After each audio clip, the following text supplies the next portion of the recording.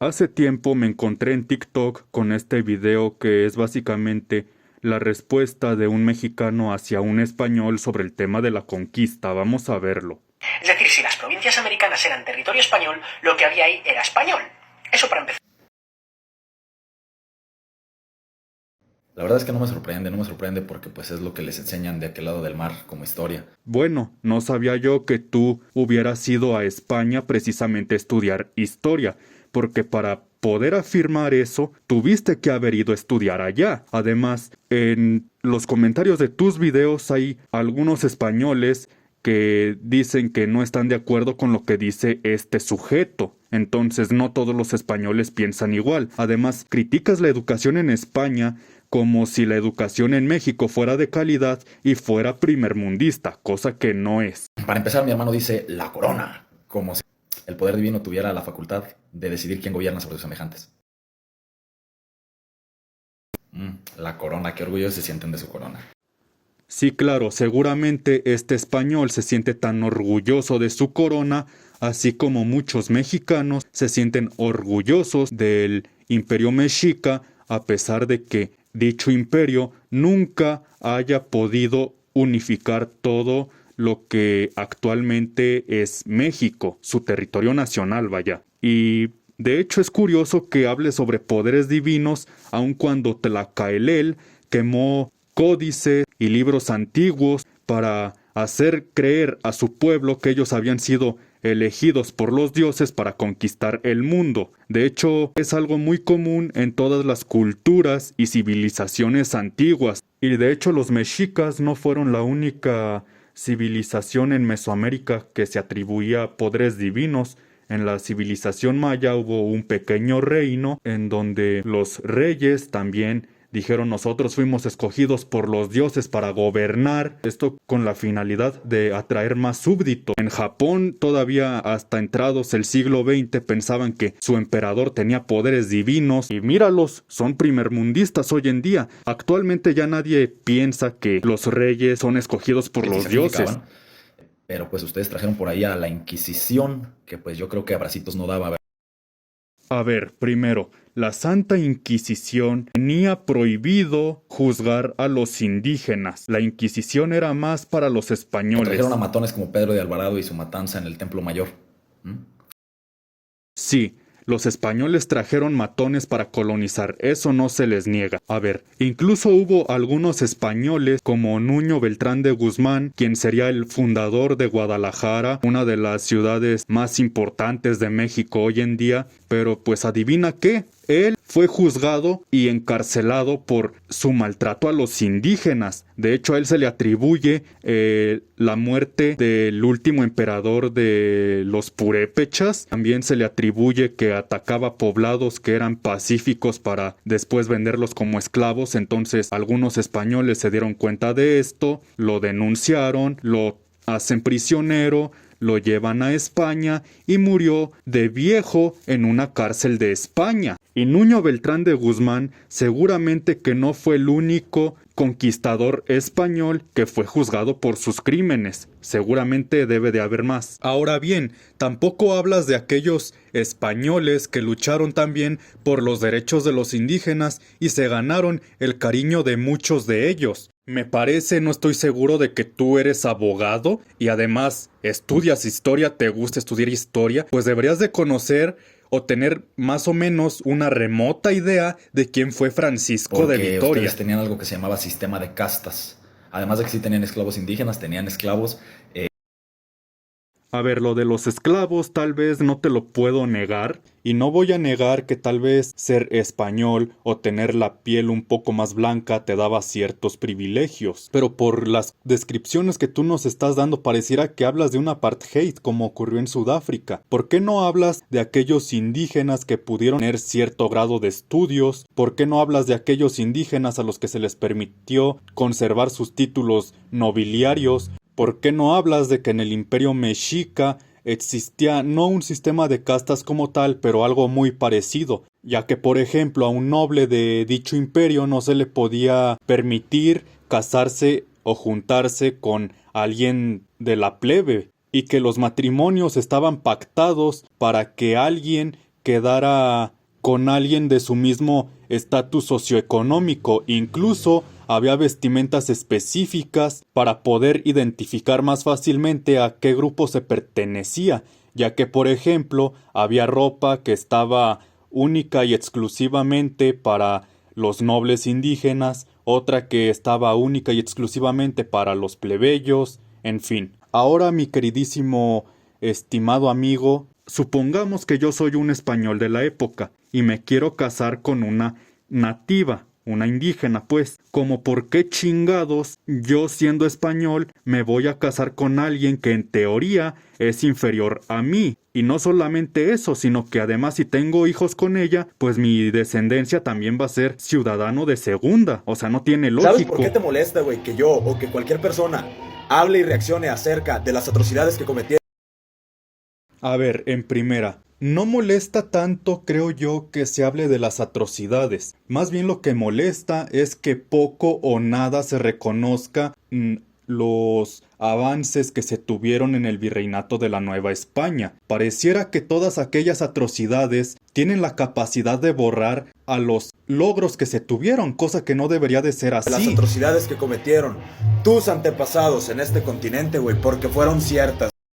A ver, primero, si ese tipo es español y vive en España, entonces quiere decir que sus ancestros se quedaron en España. Más bien, esas atrocidades fueron realizadas por tus ancestros que llegaron a este continente, ya que tú eres mestizo aunque lo quieras negar.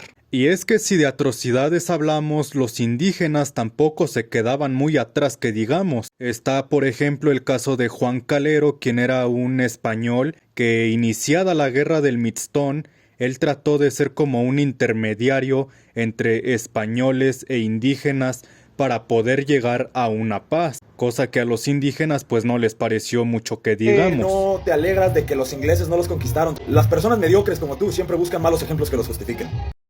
Si se compara el Imperio Español con el Imperio Británico, no es para que justifiques las crueldades de los malvados españoles. Obviamente la guerra y las invasiones nunca van a tener justificación alguna. Si se hace esta comparativa, es para que tú conozcas el contexto histórico de aquella época. Más bien yo creo que aquí el mediocre vendría siendo tú, pues estás juzgando a personas del siglo XV con los estándares actuales. Me parece que tú eres abogado, no estoy muy seguro de eso, pues deberías de saber perfectamente por aquellos años no se tenían los derechos humanos universales de los que sí tenemos hoy en día. O a ver, dime una cosa, ¿tú crees que si algún imperio americano hubiera descubierto Europa, no hubiera cometido tales atrocidades? ¿Qué pasó con el Imperio Purépecha, de acá de mi estado de Michoacán? Más o menos para que entiendas cuáles eran las formas de los españoles como Nuño de Guzmán. Unos momentos después. A pesar de las leyes de Burgos, la esclavitud existía, únicamente refuerza mi dicho que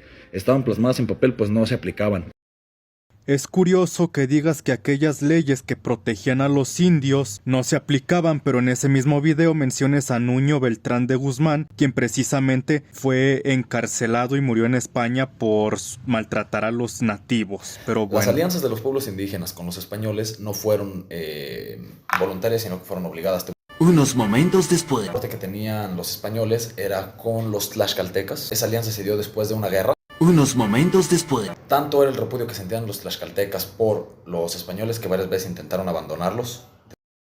No creo que me puedas decir que las alianzas hispano-indígenas fueran obligadas, ya que en este mismo video también me estás diciendo que los tlaxcaltecas pensaban abandonarles. Al decir esto de los tlaxcaltecas, estás dando a entender que el hecho de haber perdido unas cuantas batallas en contra de los invasores no te obligaba a ti, de cierta forma, a ser su aliado. ¿Qué pasó con Xicoténcatl el joven, el líder guerrero del pueblo tlaxcalteca? Fue asesinado. ¿Por quién? Por los españoles. Hay algunas versiones que dicen que Xicoténcatl el joven fue entregado a los españoles por su propio padre y que fue él quien le sugirió que le quitaran la vida. Además, si la gran mayoría de tlaxcaltecas estaba inconforme con la alianza, con o sin Xicoténcatl se hubieran rebelado. También quisiera mencionar a la guerra chichimeca que duró 50 años, en donde y tribus nómadas de la región conocida como la Gran Chichimeca se enfrentaron a españoles y aliados indígenas. Tal vez tú dirás por qué la quiere mencionar, pues fácil. Después de 50 años y al no haber un ganador, los españoles trataron de comprar y negociar la paz, a la cual los indígenas chichimecas aceptaron. ¿Tú crees que si dichos indígenas no se hubieran visto beneficiados por dicho tratado de paz, lo hubieran aceptado? Pues yo creo que no. La guerra hubiera continuado. Era territorio nuestro, señor. Territorio robado. Independientemente de que si fue territorio robado o territorio legítimo, no se puede negar que los españoles estuvieron ahí y que gobernaron ahí por medio del virreinato de la Nueva España y por lo tanto perteneció al Imperio Español. Y si hubiera sido tan bueno su conquista, ¿por qué chingados les partimos el hocico en la guerra de independencia?